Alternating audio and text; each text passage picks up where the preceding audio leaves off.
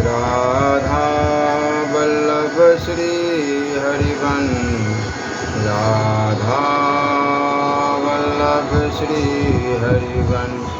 नारायणं नमस्कृत्यं नरं चैव नरोत्तमं देवी सरस्वती व्यासं ततो जयमुदीरये। राधा मेरी मातृ, पिता मेरे घनश्याम, इन दोनों की चरणों में मेरा कोटि कोटि प्रणाम। ओम श्री परमात्मने नमः। आदर्श नारी सुशीला एक शिक्षाप्रद कहानी। इसे हर माता बहनों को, भाइयों को उतारनी चाहिए अपने जीवन में।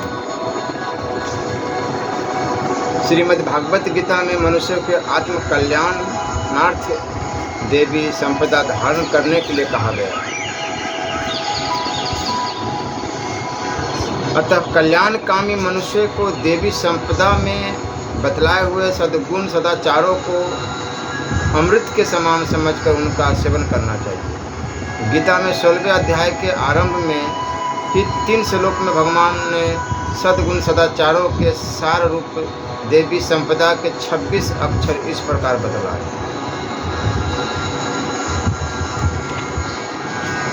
भय का सर्वथा अभाव, अंतःकरण पूर्ण निर्मलता, तत्व ज्ञान के लिए ध्यान योग में निरंतर ढूंढ स्थिति और सात्विक दान, इंद्रियों का दमन, भगवान देवता और गुरुजनों की पूजा तथा अग्निहोत्री आदि उत्तम कर्मों का आचरण एवं शास्त्रों का पठन पाठन तथा सत्संग,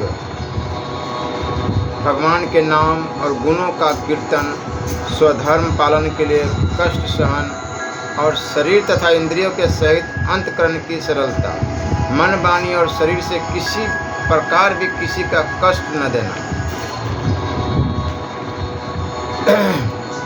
यथार्थ और प्रिय भाषण, अपना अपकार करने वाले पर भी क्रोध का न होना, कर्मों में स्वार्थ का और कर्तापन के अभिमान का त्याग, अंतःकरण की उपरति अर्थात चित्त की चंचलता का अभाव, किसी भी निंदादि न करना, सब भूत प्राणियों में हेतु रहित दया, इंद्रियों का विषयों के साथ संयोग होने पर भी उनमें आसक्ति का न होना, कोमलता, लोक और शास्त्र से विरुद्ध आचरण में लज्जा और व्यर्थ चेष्टाओं का अभाव, तेज, क्षमा, बाहर की शुद्धि एवं किसी में भी शत्रु भाव का न होना और अपने में पूज्यता का अभिमान का अभाव, ये सब हे अर्जुन देवी संपदा को लेकर उत्पन्न हुए पुरुष के लक्षण। प्रत्येक भाई बहन इन देवी संपदा के 26 लक्षणों को अपने में भली भांति धारण करने का कुछ तरीका जान सके, इसके लिए यहाँ एक कहानी लिखी जाती है। प्रयाग में एक ब्राह्मण रहते थे, उनका नाम था देवदत्त। वे बड़े ही विद्वान, सरल स्वभाव, सदाचारी और ईश्वर भक्त थे। राज्य के अधिकारियों में भी उनका बड़ा सम्मान था। उनकी पत्नी का नाम था गौतमी। वह बड़ी ही सरल, सीधी, भोले स्वभाव की तथा अक्षर ज्ञान रहित थी। उसको 1 से 100 की गिनती तक गिनती नहीं आती थी। उसके 3 पुत्र और 1 कन्या थी। बड़े लड़के का नाम सोमदत्त, बिचले का रामदत्त और सबसे छोटे का मोहनलाल था। तीनों ही सुशिक्षित और सदाचारी थे। लड़की का नाम था रोहिणी। इन सभी के विवाह हो चुके थे। रोहिणी के पति का देहांत छोटी उम्र में ही हो गया था तथा उसके कोई संतान नहीं हुई, इसलिए वह नैहर में ही रहती थी। लड़कों की पत्नियों के नाम कर्मश राम देवी, भगवान देवी और सुशीला थे। इनमें से पहली 2 स्त्रियां तो अनपढ़ और मूर्ख थी, किंतु सुशीला बड़ी विदुषी थी। वो अपने नाम के अनुसार की बड़ी शीलवती थी। वह अत्यंत शांत स्वभाव, सद्गुण, सदाचार संपन्न, ईश्वर भक्त और पतिव्रता थी। वह सभी कामों में चतुर और सुशिक्षिता थी। वह कटाई सिलाई करने में, कसीदे काटने, कपड़ों का बेल बूटे बनाने, गंजी मोजे बनाने, सुंदर लिपि लिखने तथा चित्रकारी आदि शिल्प विद्याओं में भी बड़ी निपुण थी। उसमें त्याग, सेवा भाव, धैर्य और कार्यकुशलता आदि गुण विशेष रूप से थे। सबसे सुशीला घर में जब से सुशीला घर में आई, तब से घर में मानो सुव्यवस्था आ गई। उसने सभी को निस्वार्थ सेवा से मुग्ध करके अपने अनुकूल बना लिया। वह सभी के साथ बड़े प्रेम से यथा योग्य बर्ताव किया करती थी, बड़ों का आदर करती, अपने से छोटों पर दया और स्नेह रखती तथा समान वय की स्त्रियों से मैत्री करती थी। घर वाले तो सब उसके काम काज और शील स्वभाव के से संतुष्ट रहते ही थे। मोहल्ले के अन्य स्त्रियां पुरुष भी उसके गुणों से प्रभावित होकर सदा उसकी प्रशंसा किया करते थे। सुशीला यद्यपि छोटी उम्र की और नववधू थी, पर उसके गुणों की इतनी ख्याति हो गई कि दूर दूर की स्त्रियां उसे सलाह और शिक्षा लेने आया करती थी। पंडित देवदत्त जी नित्य नियमित रूप से संध्या, गायत्री, पूजा पाठ और जप ध्यान किया करते थे। उपदेश, व्याख्यान और पंडिताई से अपने घर की जीविका चलाते थे। उनके दोनों बड़े लड़के नगर में ही व्यापार कार्य किया करते थे और जो कुछ उससे प्राप्त होता पिताजी को सौंप देते थे। छोटा लड़का मोहनलाल कॉलेज में पढ़ता था। घर में जो कुछ भी भोजन खर्च लगता उसके लिए पंडित जी प्रति मास अपनी पत्नी को कुछ रुपए दे दिया करते थे, जिनसे वो अपने रसोइये या नौकरों के द्वारा बाजार से आवश्यक सामान मंगवा लिया करती थी। गौतमी अत्यंत भोली समझकर रसोइया और नौकर दोनों ही बेईमानी और चोरी करते थे। वो जिस चीज़ का जो दाम बतला देते वह उतना ही उन्हें दे देती। फिर रुपए पैसे भी वही दोनों गिनते, क्योंकि गौतमी को तो गिनती आती नहीं थी।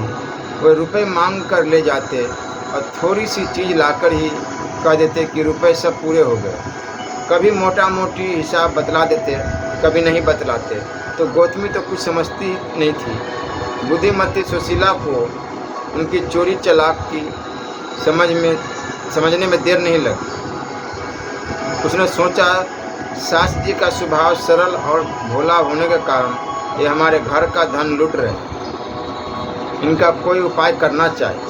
आखिर उसने एक दिन रसोइया से कहा, महाराज जी, आप बाजार से जो गेहूं, चावल, दाल, साग, दूध, घी, चीनी, तेल और मसाला आदि सामान लाते हैं, उन सब का पूरा हिसाब रखना चाहिए। रसोइया ने करक कर कहा, वाह, तू बड़ी हिसाब लेने वाली आई।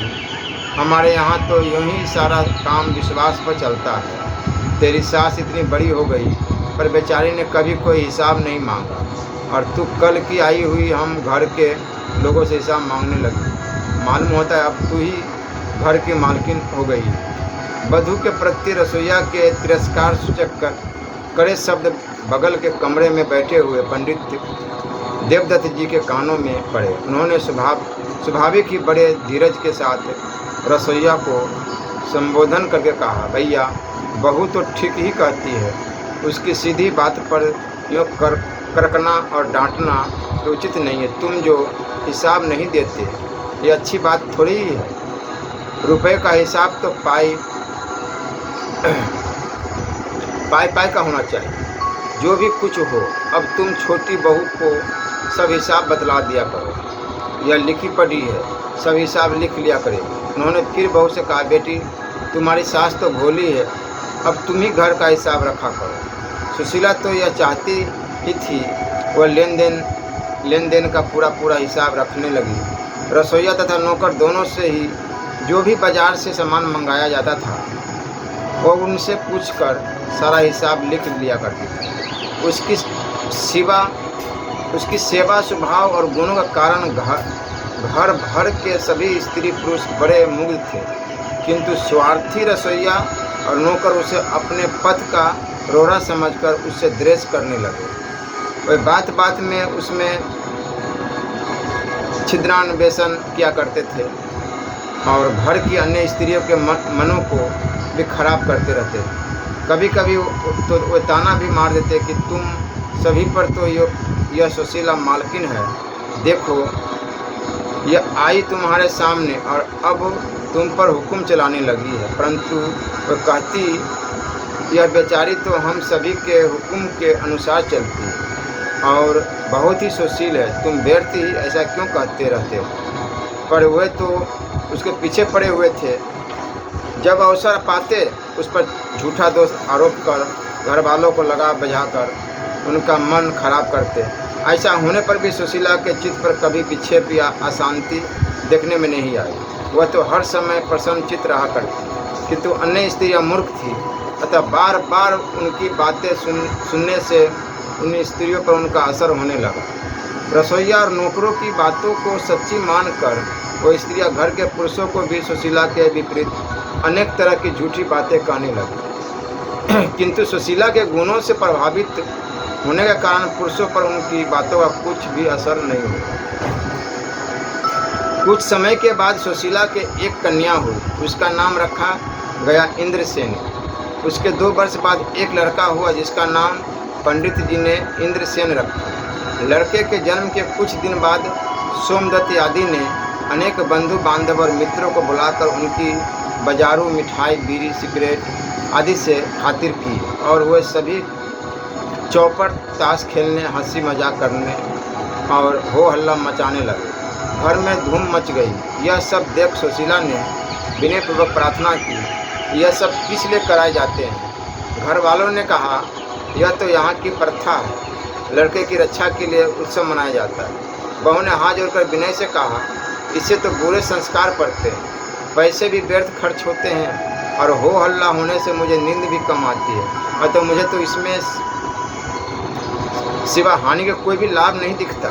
मेरे नैहर में तो बहुत अच्छी प्रथा है, वहाँ तो नामकरण संस्कार होने के बाद वेद और गीता का पाठ एवं कथा कीर्तन आदि हुआ करते हैं। धर्मात्मा, भक्त, दानी, परोपकारी और शूरवीर पुरुषों की कथाएं सुनाई जाती है, जिनमें बड़ी इच्छा शिक्षा मिलती है। इसलिए मेरी तो आपसे यही प्रार्थना है कि इन प्रमाद के कार्यों को बंद करा दिया जाए। सुशीला के इन विनय युक्त वचनों का उन पर अच्छा असर पड़ा।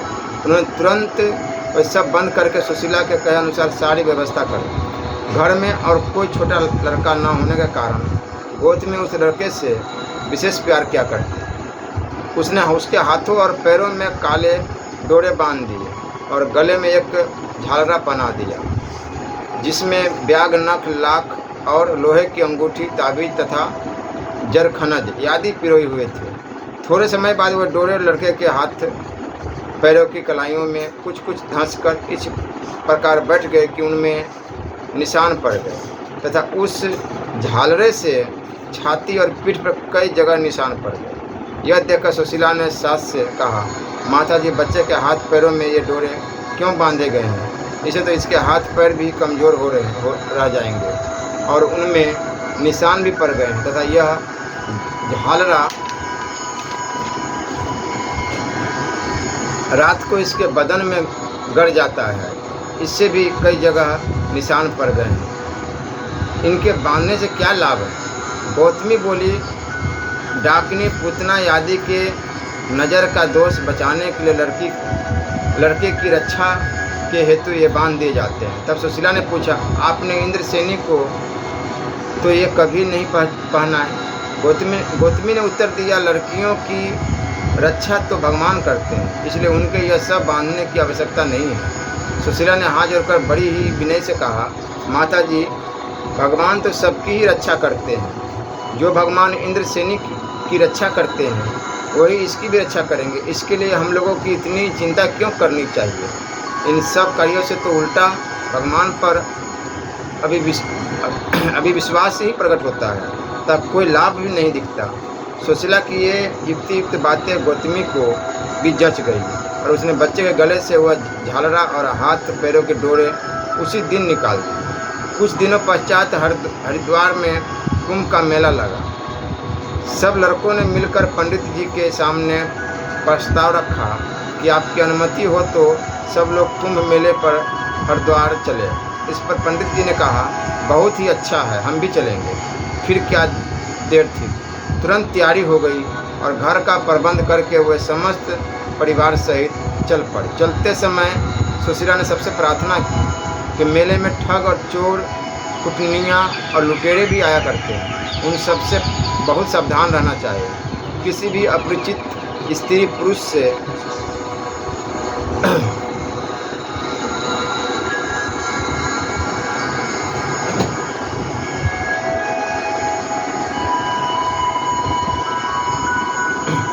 कभी संबंध नहीं जोड़ना चाहिए।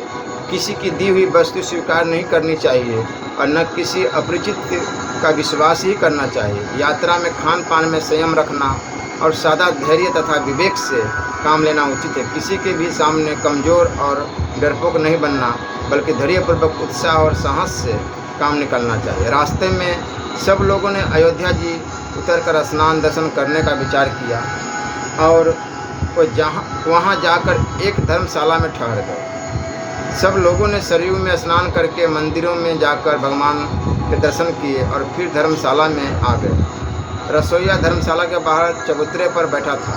वहाँ एक ठग ने आकर उससे कहा, मैं तुम्हें एक मसाला देता हूँ, इसे तुम दाल में डाल दोगे तो दाल बहुत बढ़िया बन जाएगी और उसको खाने पर सब घर वाले तुम्हारे बस में हो जाएंगे। बस रसोईया तो मूर्ख था ही, उसने उससे वह मसाला ले लिया और कुछ दाल में डाल दिया तथा बाकी बचा हुआ पुड़िया में बांधकर अलग रख दिया। भोजन तैयार होने पर सोमदत्त और रामदत्त दोनों भाई इंद्रसेनी और बहन रोहिणी ने भोजन किया। भोजन करते हुए सब बेहोश हो गए। यह देखकर सुशीला ने निश्चय किया कि अवश्य ही भोजन में कुछ न कुछ गड़बड़ी है, नहीं तो ये सभी बेहोश कैसे होते। वह तत्काल रसोई घर में गई और देखा कि एक कागज़ की पुड़िया में धतूरे के बीज रखे हैं। उसने रसोईया से पूछा, आपने आज यह क्या खिला दिया जिससे खाने वाले सब बेहोश हो गए। रसोईया ने कहा, कुछ नहीं सुशीला। सुशीला बोली, कुछ नहीं तो ये बेहोश कैसे हुए?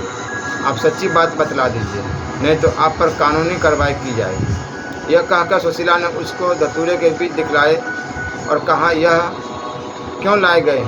रसोईया बोला, एक सज्जन आए थे, वे मुझको 20 रुपये तो दान स्वरूप भेंट कर दिए और यह मसाला दे गए कि इसे दाल में डाल देने से दाल बढ़िया हो जाएगी और इसको खाकर सब प्रसन्न हो जाएंगे। मैंने मसाले को देखा नहीं, कुछ तो दाल में डाल दिया था और कुछ पुड़िया में रख दिया। सुशीला ने तुरंत सारी बातें अपने पति से कही और शीघ्र उपचार करने के लिए निवेदन किया। मोहनलाल ने पंडित जी से कहा।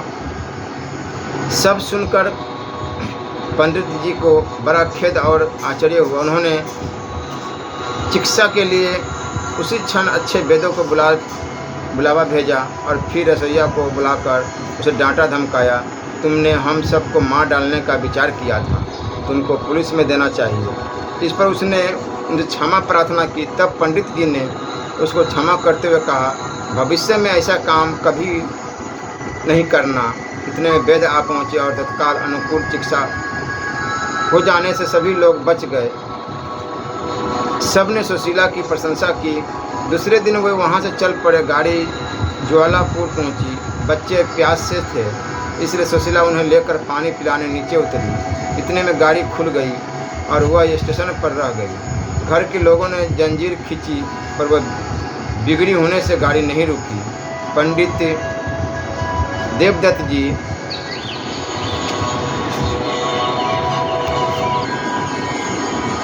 एवं अन्य सब लोग हरिद्वार पहुँचे। शहर में सब जगह रुकी हुई थी, इसलिए वे गंगा जी के किनारे तंबू डालकर उन्हीं में टिक गए। किंतु बालकों सहित सुशीला के छूट जाने से बड़ी चिंता में पड़ गए और उसकी खोज करने लगे। इधर सुशीला घबराई नहीं, वह बच्चे को गोद में लिए पैदल ही चलकर ज्वालापुर से हरिद्वार आ गई और एक मंदिर में जाकर ठहर गई। उसने विद्वान पुजारी से अपना सारा हाल संस्कृत में ही कह सुनाया। पुजारी जी पर उसकी वृद्धता का बड़ा प्रभाव पड़ा। उन्होंने उसको वहाँ ठहरने के लिए स्थान दे दिया। तब उसने बहुत से कागज मंगवाकर उन पर अपने ज्वालापुर से यहाँ आकर मंदिर में ठहरने की बात लिखी और मंदिर का पता आदि लिख दिया। पुजारी जी की सहायता से परोपकारी स्वयंसेवकों द्वारा वे विज्ञापन शहर के प्रधान स्थानों पर चिपका दिए गए तथा पुलिस में सूचना पहुंचा दी गई। इससे यह समाचार तुरंत ही सब जगह फैल गया। घर वाले खोज कर ही रहे थे, पता लगाते ही मंदिर में जाकर उसे ले आए। उसकी यह अद्भुत कार्यकुशलता और धीरता को देखकर घर वालों को बड़ी प्रसन्नता हुई। वहाँ मेले की भीड़ के कारण उन लोगों को शुद्ध दूध नहीं मिला और उन्हें वहाँ कुछ दिन ठहरना था। अतः 200 रुपये में एक गाय खरीदी गई और वे वहाँ सुखपूर्वक रहने लगे। वे रात में पारी से जाग कर पहरा दिया करते थे। एक दिन की बात है, सुशीला का पहरा था। रात के 4 बज रहे थे। उस समय चोर आया और वह गाय को खोल कर ले जाने लगा।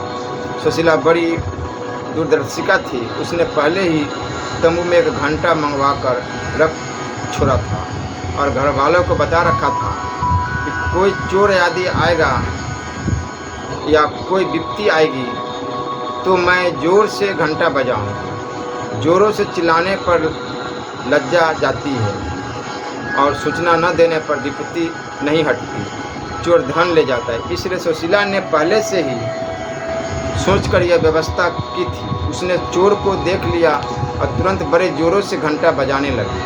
घंटा की ध्वनि सुनते ही सब घर वाले चौंक पड़े और सबने एक साथ ही हल्ला किया। क्या है इतने में चोर भाग गया। बहू की इस बुद्धिमत्ता पर सब बड़े प्रसन्न हुए। जब कुंभ का पर्व आया तब वे सब हर की पेड़ी पर स्नान करने के लिए चले। अत्यधिक भीड़ होने के कारण कई यात्री रास्ते में दबकर मर गए, किंतु बुद्धिमती सुशीला घर वालों को बड़ी चतुराई के साथ भीड़ से निकालती हुई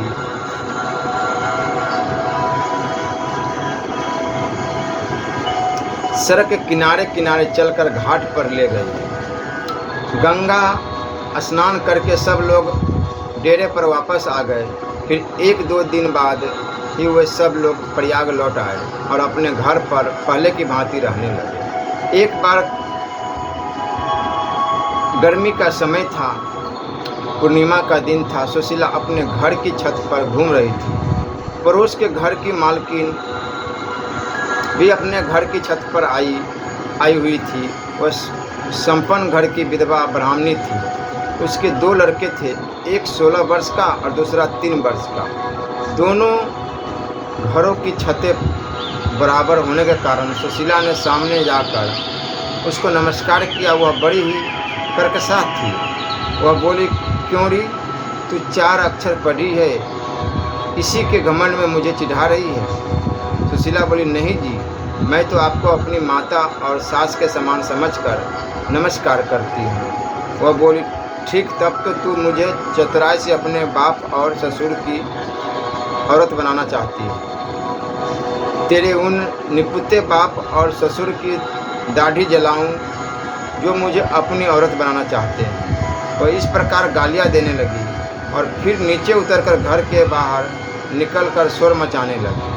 जब राह चलते और अड़ोस पड़ोस के बहुत से लोग इकट्ठे हो गए तब वो उनसे कहने लगी कि इस छोकरी सुशीला की दुष्टता तो देखो, यह मुझे अपने बाप और ससुर की औरत बनाती है। जो लोग सुशीला के हितैषी थे वे उसकी नाना प्रकार की गालियों को सुनकर सुशीला के पास गए और कहने लगे कि तुम अपने पति को कहकर इसकी पुलिस में रिपोर्ट करवा दो। अदालत इससे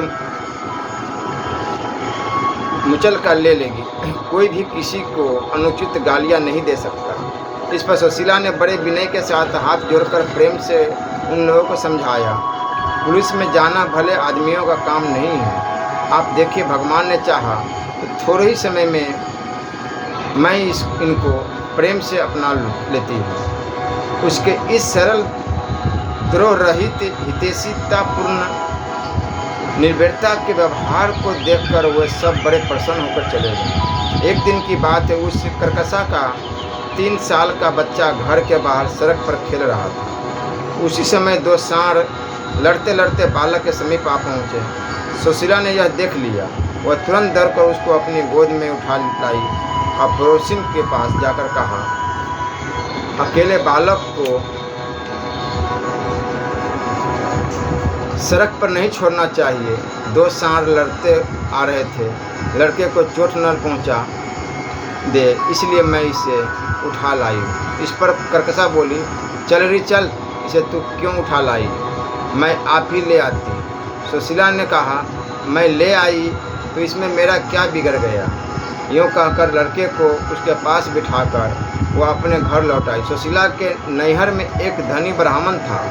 उसकी सुशीला पर बड़ी श्रद्धा थी। उसने अपनी 12 वर्ष की कन्या का सगाई के लिए सुशीला के पास आदमी भेजा। उस कन्या की सगाई की बातचीत इसी कर्कशा के बड़े लड़के के साथ चल रही थी। शहर के एक आदमी ने कर्कशा से कहा, तुम्हारे लड़के की सगाई के विषय में पूछताछ करने के लिए सुशीला के नैहर का ब्राह्मण उसके पास आया है। यह सुनकर कर्कशा चौंक उठी और बोली, वह तो मुझसे लड़ी हुई है और सदा मुझसे दुश्मनी रखती है। वह कहकर वह सुशीला के घर के द्वार पर छिप कर खड़ी हो गई और सुशीला तथा उस ब्राह्मण की परस्पर की बातचीत गुप्त रूप से सुनने लगी। ब्राह्मण ने सुशीला से कहा, तुम्हारे भाई के मित्र ने तुम पर विश्वास करके मुझे यहाँ भेजा है। तुम्हारे पड़ोस में विधवा ब्राह्मणी के एक 16 वर्ष का लड़का है। उसके साथ उनकी कन्या की सगाई करने में तुम्हारी क्या राय है। सुशीला सब हाल जानती थी। उसने सोचा, दोनों ही धनी हैं, दोनों की ही स्त्रियां कर्कशा और कलह प्रिय है। यह सोचकर उसने ब्राह्मण से कहा, उनके लिए यह सगाई सब प्रकार से अच्छी है। ब्राह्मण ने पूछा, लड़के की माँ को तो लोग कर्कशा बतलाते हैं। सुशीला बोली, आजकल के समय में स्त्रियों में बुद्धि कम होने के कारण प्राय सभी घरों में राग द्वेष और कलह होता रहता है। इसी से एक दूसरे की निंदा करने का स्वभाव पड़ा हुआ। मेरी समझ में तो इनके लिए यह सगाई कर लेनी अच्छी है। यह संदेश लेकर ब्राह्मण वहाँ से चला गया। कर्कशा सारी बात आधोपांत सुन रही थी। उस पर सुशीला के इस बर्ताव का बहुत ही अच्छा प्रभाव पड़ा। वह घर के भीतर सुशीला के पास चली गई और विनय से कहने लगी, सुशीला, तू धन्य है। मैंने तो तेरे साथ बुरा ही बुरा बर्ताव किया, इस पर भी तू तो मेरा हित ही करती रहती है। बहन, मैं तेरे इस व्यवहार को देखकर मुग्ध हो गई। यह विद्या तूने कहाँ से सीखी है? क्या मेरा स्वभाव भी तू जैसा हो सकता है? मैं तेरा संग करना चाहती हूँ। क्या मैं समय समय पर तेरे यहाँ आ सकती हूँ? सुशीला ने उत्तर दिया, क्यों नहीं, यह तो आपका ही घर है।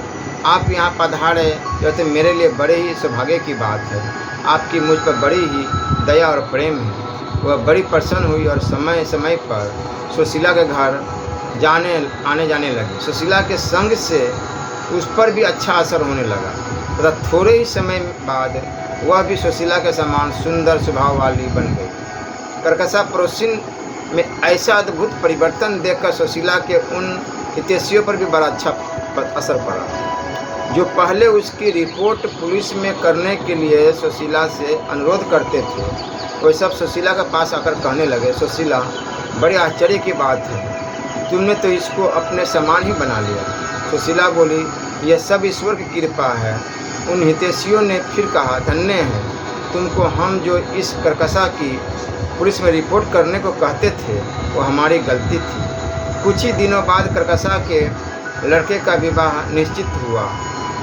तब वह सुशीला के घर के सभी पुरुषों को आग्रह करके विवाह में ले गई। घर के सभी पुरुष 3 दिनों के लिए बारात में चले गए। इसी बीच में उस मोहल्ले में एक बनिए के यहाँ चोरी हो गई। अतः उस बनिए को लेकर कोतवाल पंडित जी के घर में आ घुसे और बोले कि हम आपके घर की तलाशी लेने आए हैं। यह सुनकर घर की सब स्त्रियां घबरा गई। तब गौतमी बोली, बहू पुलिस वाले आए हैं, इनका आना अच्छा नहीं, इन लोगों को कुछ रुपए पैसे देकर विदा कर दो। सुशीला ने कहा, आप चिंता न करें, मैं स्वयं ही सब ठीक कर दूँगी। फिर सुशीला उस बनिए से कहने लगी, क्यों जी, क्या आप हमारे घर में पुरुषों की अनुपस्थिति में तलाशी करवाकर हमारी बेइज्जती करवाना चाहते हैं? क्या आपको अपने चोरी के माल का हमारे घर पर संदेह है? बनिए ने कहा, नहीं देवी जी, मैं तो ऐसा नहीं चाहता, मुझे तो ये पुलिस वाले ही यहाँ ले आए। फिर सुशीला ने निर्भीकतापूर्वक कोतवाल से कहा, क्यों कोतवाल जी, क्या आप हमारे घर की तलाशी लेने आए हैं? कोतवाल बोला, कल रात को इस बनिए के यहाँ चोरी हो गई, अतः हम लोग तलाशी लेने के लिए यहाँ आए हैं। सुशीला ने निर्भीकतापूर्वक कहा कि बहुत अच्छा, आप मुझे लिख कर दे दीजिए कि मैं अपनी स्वतंत्रता से तुम्हारे घर की तलाशी ले रहा हूँ, और यह भी बताइए कि तलाशी लेने पर कुछ नहीं पाया जाएगा तो हमारी इस बेइज्जती का दावा हम किस पर करें, उसके जिम्मेदार कौन होंगे? यह सुनकर कोतवाल घबराया और बोला, यह बनिया ही मुझे यहाँ ले आया है और यहाँ आकर अस्वीकार करता है। यह बात बनाकर वे सब वहाँ से चल दिए। जब घर के पुरुष विवाह से लौटे तो इस घटना को सुनकर बड़े प्रसन्न हुए तथा सुशीला का और भी अधिक आदर सत्कार करने लगे। इस प्रकार घर के पुरुषों के द्वारा सुशीला का बड़ा आदर सत्कार होने लगा। सुशीला के इस बढ़ते हुए आदर सम्मान से घर की अन्य स्त्रियों के मनों में ईर्ष्या की आग लग गई। वह सब उससे मन ही मन कूदने लगी और उसे नीचा दिखाने के लिए उसमें छिद्रान्वेषण करने लगी। किंतु सुशीला में तो कोई दोष था ही नहीं, वह तो सबकी सेवा करती और सबके गुणों का बखान किया करती, किसी के अवगुणों की ओर तो वह कभी देखती ही नहीं थी, इसलिए उन लोगों को कोई साधन नहीं सूझता था। घर की स्त्रियों की इन मनोवृत्ति को देखकर रसोइया और नौकर ने इस परिस्थिति से लाभ उठाने की सोची। एक दिन घर की सब स्त्रियों ने रसोइया और नौकर के साथ मिलकर सुशीला को नीचा दिखाने के लिए षड्यंत्र रचा। एक योजना बनाई गई और उसी के अनुसार देवी रामदेवी ने यह झूठी बात फैलाई कि मेरा स्वर्ण का कंगन चोरी हो गया और मेरा संदेह सुशीला पर है। घर के पुरुषों को इस बात पर विश्वास नहीं हुआ। कुछ ही दिन बीतने पर बहन रोहिणी ने यह झूठा प्रचार किया कि मेरा लहंगा और एक साड़ी कल से गायब है। तब पुरुषों को कुछ आश्चर्य हुआ कि रोज रोज घर में यह चोरी कैसे होने लगी। जांच पड़ताल की गई पर कुछ पता नहीं चला। फिर 2-4 दिन बाद ही भगवान देवी ने कहा कि मेरा सोने का हार कल रात से गायब है। घर वालों ने बहुत छानबीन की किंतु कुछ भी पता नहीं चला। चलता भी कैसे? जिसकी चीज़ होती है वही उसे छिपा कर रख देती। घर की सभी स्त्रियों ने अपनी अपनी चीज़ों का सुशीला पर ही संदेह बतलाया। वहाँ उसी मोहल्ले में भक्ति देवी नाम की एक बुढ़िया स्त्री रहती थी, जिसका नैहर सुशीला के पिता के पड़ोस में ही था और सुशीला की माँ के साथ उसका बड़ा प्रेम था। नौकर से यह सूचना मिली कि भक्ति देवी कल अपने नैहर जाने वाली है। इस पर नौकर, रसोइया और सब स्त्रियों ने मिलकर एक जालसाजी रची। जिन 4 चीज़ों के खोने की बात फैलाई गई है और गई थी, तो चारों चीज़ें रोहिणी ने एक थैली में रखकर उसे सीकर उस बुढ़िया भक्ति देवी के पास रसोइया के हाथ भेजी और साथ में एक चिट्ठी लिखकर दी, जिसमें यह लिखा कि माता जी से सुशीला का नमस्कार, इस भक्ति देवी के हाथ यह थैली भेजी जा रही है, इसका किसी को पता नहीं लगना चाहिए। रसोइया ने भक्ति देवी के पास जाकर कहा, लो सुशीला ने अपनी माँ के पास यह थैली भेजी है और कहा कि ये मेरी माँ को ही देना, किसी दूसरे को नहीं। यह कहकर रसोइया घर आ गया उसी रात्रि में रोहिणी ने सुशीला को छोड़कर घर की उन सभी स्त्रियों और पुरुषों को एकत्र करके यह बात कही कि कई दिनों से जो अपने घर की चीज़ें चोरी हो रही है, उनके लिए हम लोगों का सुशीला पर ही संदेह है। अपने मोहल्ले में रहने वाली बुढ़िया भक्ति देवी सुशीला की माँ के विशेष प्रेम करती है। कल वह अपने नैहर जाने वाली है। उसके साथ सुशीला ने अपनी माँ के पास शायद कुछ भेजा है। कल ही प्रातःकाल भक्ति देवी जाएगी और अपने घर के आगे होकर रास्ता है ही। तब उसे रोक कर पूछना चाहिए और सब चीज़ें देखना चाहिए कि सुशीला ने क्या क्या चीज़ें भेजी है। दूसरे दिन प्रातःकाल ही सुशीला का पति मोहनलाल अपने घर के द्वार पर बैठ गया और भक्ति देवी की प्रतीक्षा करता रहा। तब भक्ति देवी थैली लिए जा रही थी। तब मोहनलाल ने उसे रोका और कहा, बुढ़िया माँ क्या लिए जा रही हो? भक्ति देवी ने कहा, सुशीला ने अपनी माँ के पास एक चिट्ठी और एक थैली भेजी है। मोहनलाल बोला, उसे नहीं भेजना है, वापस दे दो। यह कहकर उसने बुढ़िया से वह थैली और चिट्ठी ले ली और कहा, अब तुम जाओ। इसके बाद मोहनलाल ने जहाँ घर के सब पुरुष थे वहाँ वह थैली और चिट्ठी ले जाकर रख दी और बुढ़िया ने जो बात कही वह सब कह दी। थैली को खोलकर देखा गया तो जो 4 चीज़ें चोरी हो गई थी तो उसके अंदर मिली। फिर जब चिट्ठी खोलकर पढ़ी गई तब सब आग बबूले हो गए। मोहनलाल क्रोध में भरकर घर में गया और सुशीला को बड़े बड़े शब्दों में डांटने लगा, बदमाश, चली जा हमारे घर से बाहर। तूने ही घर की सब चीज़ें चुराई है। तूने जो थैली और चिट्ठी भक्ति देवी के हाथ अपनी माँ के पास भेजने का प्रबंध किया था वह सब पकड़ी गई। हम किसी हालत में तुझे जैसे चुट्टी को घर में रखना नहीं चाहेंगे। जहाँ तेरी इच्छा वहीं चले जा। सर्वथा मिथ्या और अप्रत्याशित आरोप को सुनकर सुशीला कांप उठी। उसकी आंखों से आंसू बहने लगे। उसने बड़े ही करुण शब्दों में कहा, स्वामी, आप विश्वास करें, मैंने यह काम नहीं किया है। भगवान साक्षी है। आप शांत होकर सारी बातें सोचिए। जरा उस बुढ़िया से तो पूछिए कि उसको थैली और चिट्ठी कौन दे गया था। न मैंने कोई चिट्ठी लिखी और न मैंने कोई थैली ही भक्ति देवी को दी है। आप उस चिट्ठी के अक्षरों को तो देखिए कि वे किसके हैं। आपको इसकी पूरी जांच पड़ताल करनी चाहिए। पर मोहनलाल तो इस समय क्रोध में अंधा बना हुआ था। मेरी पत्नी ऐसा कुकार्य करती है, इससे उसके मन में बड़ा क्रोध क्षोभ था। क्रोध में विवेक नष्ट हो जाती है। जांच पड़ताल कौन करे, प्रमाण सामने हैं। उसने झुंझला कर कहा, तुझे सफाई देते शर्म नहीं आती? तूने तो मुझ पर अमिट कलंक लगा दिया। मेरे मुख पर वह कालिक पोत दी जो कभी धुल नहीं सकती। मैं तेरा मुंह नहीं देखना चाहता। जा, तुरंत निकल जा यहाँ से। सुशीला ने गिड़गिड़ाकर बहुत कुछ कहा पर उसने एक भी नहीं सुनी और उसे घर के बाहर निकाल दिया गया। इंद्रसेन उस समय 4 वर्ष का था और इंद्रसेनी 6 वर्ष की थी। उनको उनकी दादी ने अपने पास रख लिया। षड्यंत्रकारी रसोइया, नौकर और घर की स्त्रियों को अपनी सफलता पर बड़ा आनंद था। वे हंस रहे थे और उछल कर कह रहे थे, हम तो पहले ही जानते थे कि यह इतनी बड़ी बड़ी बातें बनाने वाली नीचे ही नीच है, पर इसने तो सब पर जादू ही डाल दिया था। आज सारी पोल खुल गई। ऐसा अनुचित व्यवहार देखकर भी सुशीला के हृदय में कोई क्रोध नहीं आया और न कोई प्रतिहिंसा का भाव ही उत्पन्न हुआ।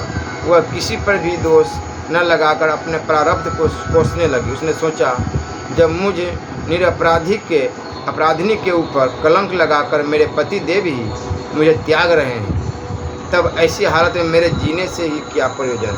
किंतु शास्त्रों ने बतलाया है कि स्त्री के लिए पति ही तीर्थ, पति ही व्रत और पति ही सब कुछ है। ऐसा समझकर मुझे उनके विधान में ही संतुष्ट रहना चाहिए और हर समय धैर्य रखना चाहिए। विपत्ति तो सभी मनुष्य पर आया ही करती है। समझदार मनुष्य को अपने धीरज और धर्म का कभी किसी भी हालत में त्याग नहीं करना चाहिए। भगवान श्री कृष्ण गीता में कहा है, दुखों की प्राप्ति होने पर जिसके मन में उद्वेग नहीं होता, सुखों की प्राप्ति में जो सर्वथा निस्पृह है तथा जिसके राग भय और क्रोध नष्ट हो गए हैं, ऐसा मुनि स्थिर बुद्धि कहा जाता है। श्री तुलसीदास जी ने भी कहा है कि धीरज धर्म मित्र अरु नारी, आपद काल परखे ही चारी। अतः दुख के आवेश में आकर आत्महत्या करना कोई बुद्धिमानी नहीं है।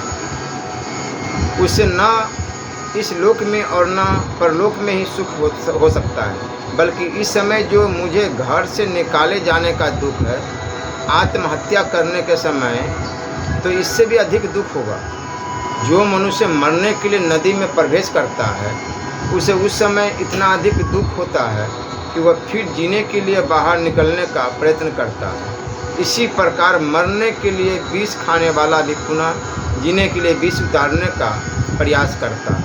और शरीर पर मिट्टी का तेल छिड़क कर मरने वाला व्यक्ति तो चिल्ला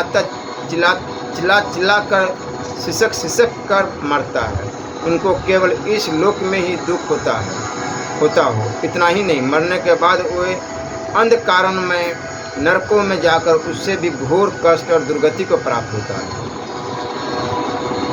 अज्ञान और दुख कलेश रूप महान अंधकार से आवृत जो असुरों के प्रसिद्ध नाना प्रकार की योनियां और नरक रूप लोक है, आत्मा की हत्या करने वाले जो कोई भी मनुष्य हो, वे मरकर उन्हीं लोक में बारंबार जाते हैं। यही नहीं, उसके नैहर और ससुराल दोनों कुलों को सदा के लिए घोर कलंक लगा दिया जाता है। यह मेरे लिए बहुत ही लज्जा की बात है। उत्तम स्त्रियों के लिए तो आत्महत्या का संकल्प होना ही कलंक है। अतः मैं अपने जीवन को कभी नष्ट नहीं करूंगी। ईश्वर के घर पर न्याय है और मैं सच्ची हूँ, मैं जीती रहूँगी। तो एक दिन ऐसा आएगा कि मेरा यह सब कलंक अपने आप दूर हो जाएगा। झूठी बात कहाँ तक टिकेगी? मेरी तो बात ही क्या है। भगवान श्री कृष्ण पर भी मणि की चोरी का झूठा कलंक लग गया था, किंतु वह कायम नहीं रहा। ऐसा विचार कर उसने अपने हृदय में धीरज धारण किया और वह स्वयं स्वतः प्राप्त हुए कष्ट को सहन करके स्वधर्म पालन रूप तपस्या में संलग्न हो गई एवं अपने शरीर निर्वाह का न्याययुक्त उपाय सोचने लगी। शाम काल होने पर वह एक धर्मशाला में जाकर ठहर गई। वह नित्य निरंतर नियम पूर्वक परमात्मा का ध्यान करती, जिसके प्रभाव से उसका अंतकरण पवित्र होता रह गया। वह मन इंद्रियों का संयम करके नित्य गीता रामायण का स्वाध्याय और भगवान के पवित्र नामों का जप किया करती तथा बिना किसी द्रोह द्वेष के वह मन ही मन अपने पति देव के विचार शुद्ध हो, इसके लिए कातर प्रार्थना करती। उसकी जेब में घर की रोकर के हिसाब से 5 रुपये थे। उन्हीं से उसने अपने भावी जीवन का कार्यक्रम सोचा। दूसरे दिन वह 4 आने में सुगा, 2.25 रुपये में रंगीन रेशमी सूत, 8 आने में अपने लिए आटा दाल और मसाला, 4 पैसे में दोने पतल तथा 2 रुपये 7 आने में 1 बाल्टी और तसला खरीद कर ले आई। उसने तसले में आटा गोंदा, उसे पतल पर रख दिया, फिर तसले को उलटकर उसी पर रोटी सेक ली। रोटी पतल पर रखकर तसले को धोकर उसी में दाल पका ली। इस प्रकार अपना भोजन तैयार कर लिया। भोजन करने के बाद दिन में उसने सूत के गंजी और मोजे बना लिए, जिनको बाजार में बेचकर 3.5 रुपये कर लिए। रोज इसी प्रकार वह 2.25 रुपये कमाने लगी, जिसमें 12 आने में दोनों समय के भोजन का सामान ले आती और 1 रुपया जमा रख लेती। 15 दिनों में 15 रुपये हो जाने पर उसने 5 रुपये मासिक किराए में एक घर लिया। 5 रुपये के रसोई के बर्तन और खरीद लाई। तथा 5 रुपये का सूत ले आई। इसके बाद सुशीला ने शहर में सूचना कर दी कि साड़ी, लहंगा, ओढ़ना, चद्दर, दुपट्टा आदि पर किसी को बेल बुट्टे कढ़ाने, दोहे, चौपाई, श्लोक आदि लिखवाने हो तो मेरे घर पर भेज दे। लोग उसके पास भेजने लगे। उसके लिखे हुए बड़े ही सुंदर और आकर्षक दोहे, चौपाई, श्लोक और बेल बुट्टे आदि को देखकर लोग उसकी शिक्षा और कारीगरी पर मुग्ध होने लगे।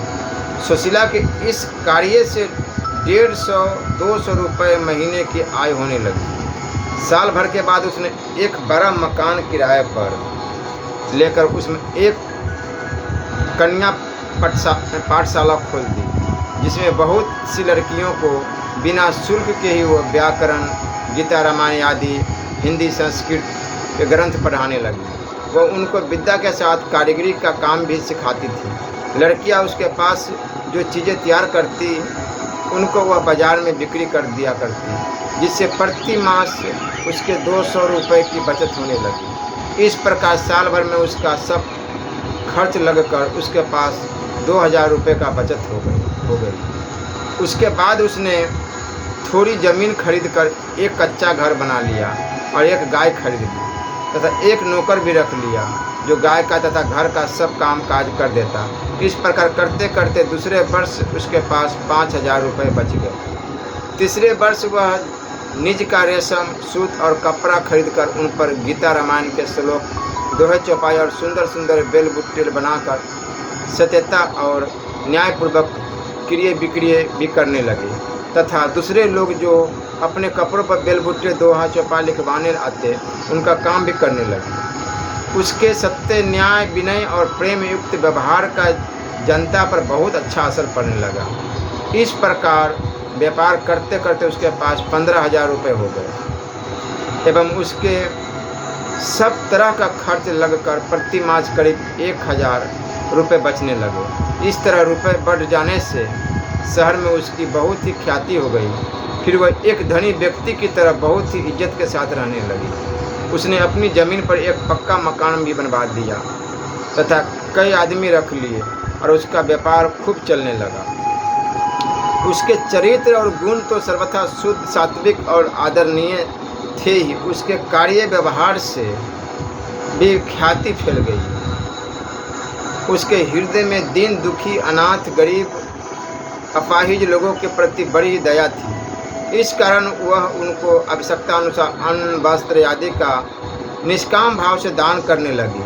वह नित्य रसोई बनाकर भगवान के भोग लगाने के बाद बिना मंत्रों के बलि वैश्वदेव करती और फिर पहले अतिथियों को भोजन कराकर स्वयं भोजन करती। इधर साध्वी सुशीला को घर से निकाल देने के कारण शहर में उसके सास, ससुर और जेठ जेठानी आदि सभी लोगों की निंदा होने लगी तथा घर में आपस की अनबन और विवेक की कमी के कारण धीरे धीरे घर की संपत्ति नष्ट होने लगी। एक दिन की बात है कि बहन रोहिणी के पास उसी मोहल्ले की एक स्त्री आई और बोली कि आज मुझे 50 रुपये की बहुत ही आवश्यकता है। यदि तुम मुझे 50 रुपये की बहुत दे सकती हो तो मैं तुम्हें उनका 2 रुपये प्रतिशत ब्याज दे दूंगी। उसे भले घर की स्त्री समझकर रोहिणी ने 50 रुपये दे दिए। वह रुपये लेकर घर चली गई। कुछ देर बाद ही वह वापस आई और 1 रुपया देकर कहने लगी, आपने 50 रुपये की जगह 51 रुपये गिन दिए हैं, इसलिए मैं वापस आई हूँ, अपना 1 रुपया ले ले। इसका रोहिणी पर अच्छा असर पड़ा।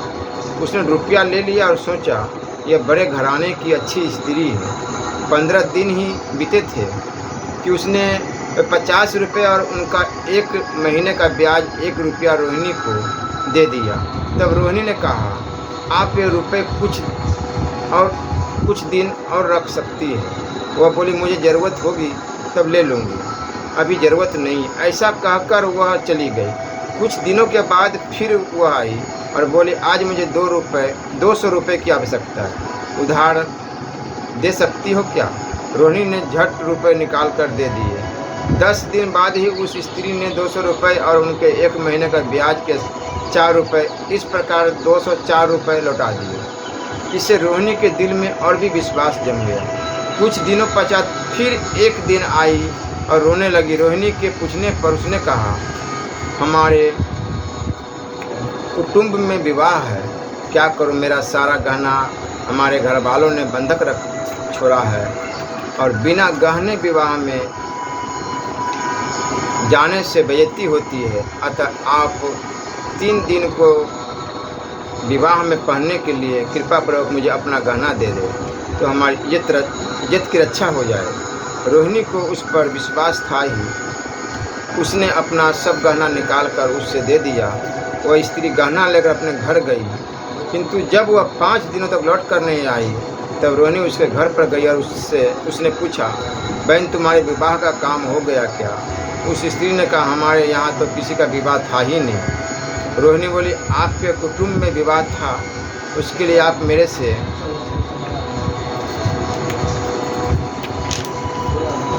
गहना लेने गई थी। उसने उत्तर दिया, हमारे ना कोई विवाह था, न कोई गहने की आवश्यकता ही थी। हमारे अपने पास ही बहुत से गहने हैं, हम तुम्हारे पास गहने के लिए क्यों जाती? रोहिणी बोली, आप मेरे पास कई बार गई, रुपए पैसों का भी आपस में कई बार लेन देन हुआ, फिर आज आप इस तरह मेरे सामने झूठी बातें क्यों बोल रही हो? उसने कहा, वाह हरी वाह, झूठी बातें मैं बोल रही हूँ कि हम तो स्वयं रुपए का ब्याज उपजाते हैं, हमारे तो रुपए की कोई कमी नहीं है। मैं क्या जाती तुम्हारे पास रुपया लाने?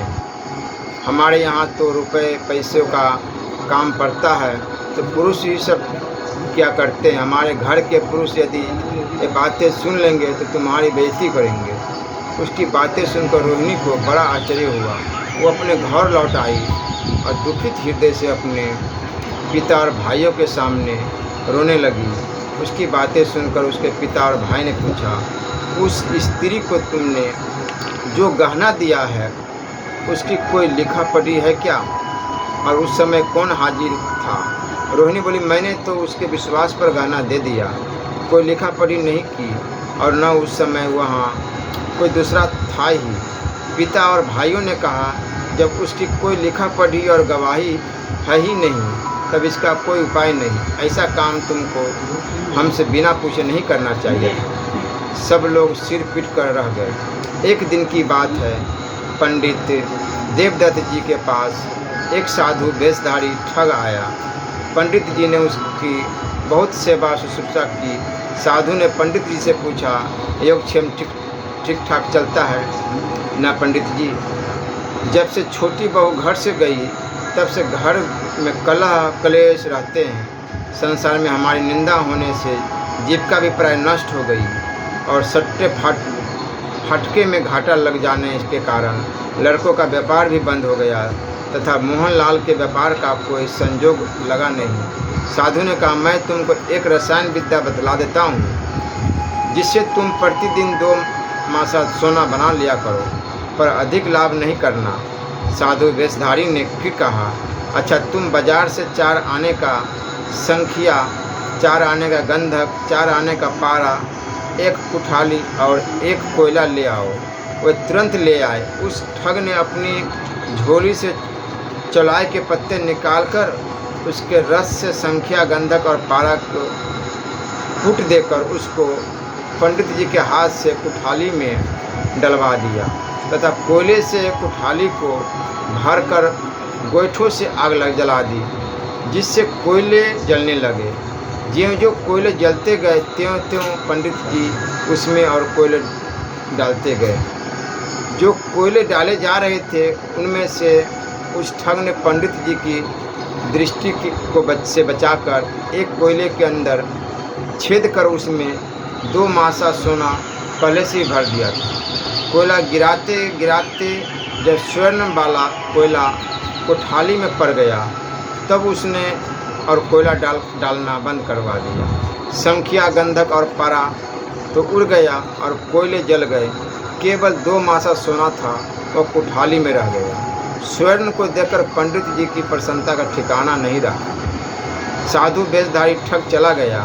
उसके जाने के बाद पंडित जी ने संख्या, पारा और गंधक आदि का काफ़ी स्टॉक कर लिया तथा प्रतिदिन साधु रूपधारी असाधु के कहे अनुसार करने लगे, पर बनाता कुछ नहीं। एक दिन उसी को घर के सामने जाते देखकर पंडित जी उसके चरणों में गिर गए और उसको घर पर लाकर बड़ी सेवा की। साधु वेशधारी ने पूछा, योगक्षेम ठीक ठाक चलता है ना?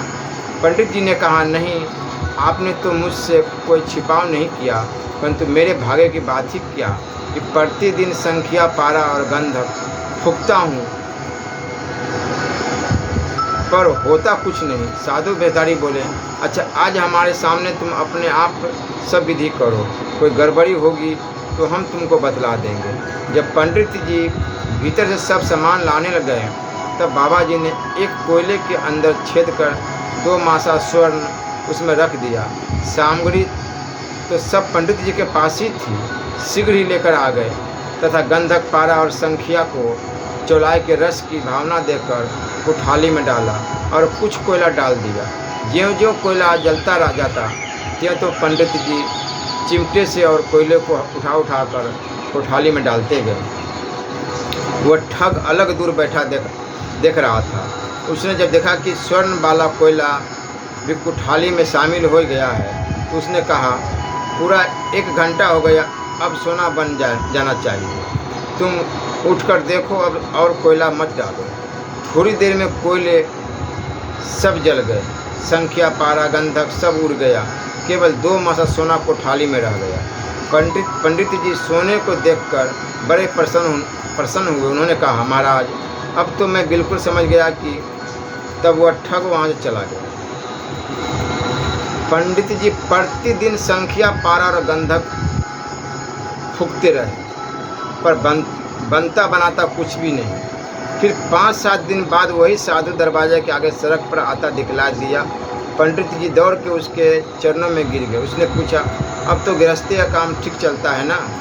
पंडित जी ने कहा, कुछ नहीं, आपने तो सब बातें बतला दी, हमारे हाथ से भी करा कर दिखा दिया, परंतु होता कुछ नहीं। न मालूम क्या बात है, आपके सम्मुख तो आपके प्रभाव से हो जाता है, आप नहीं रहते तब नहीं होता। वह बोला, हम प्रतिदिन तो आ नहीं सकते, लो हम एक साथ ही तुम्हारे लिए इतना सोना बना देते हैं कि तुम्हारे जन्म भर काम आवे। तुम्हारे घर में जितना सोना है सब ले आओ। सब सोना एक हड़िया में डालकर आग पर चढ़ा दो तथा उस हड़िया को जल से भर दो और तुम्हारे पास जितना कुछ गंधक, पारा, संख्या है वह सब उसमें डाल दो। फिर उस हड़िया के ऊपर एक दूसरी हड़िया जल से भर कर रख दो और उन दोनों की संधि में मिट्टी का खाम लगा दो। 8 पहर तक उसके नीचे आग लगाते रहो। उसके बाद खोल कर देखोगे तो सोना दोगुना मिल जाएगा। पंडित जी ने प्रसन्नचित होकर अपनी स्त्री का सारा गहना एक हड़िया में भरकर जैसे उसने बतलाया वैसे ही किया, किंतु ऊपर की हड़िया में जल कम रहा, अतः वह जल लाने के लिए भीतर गए। पीछे से बाबा जी ने झट हड़िया से सारा गहना निकाल कर अपनी झोली में रख लिया। राधे।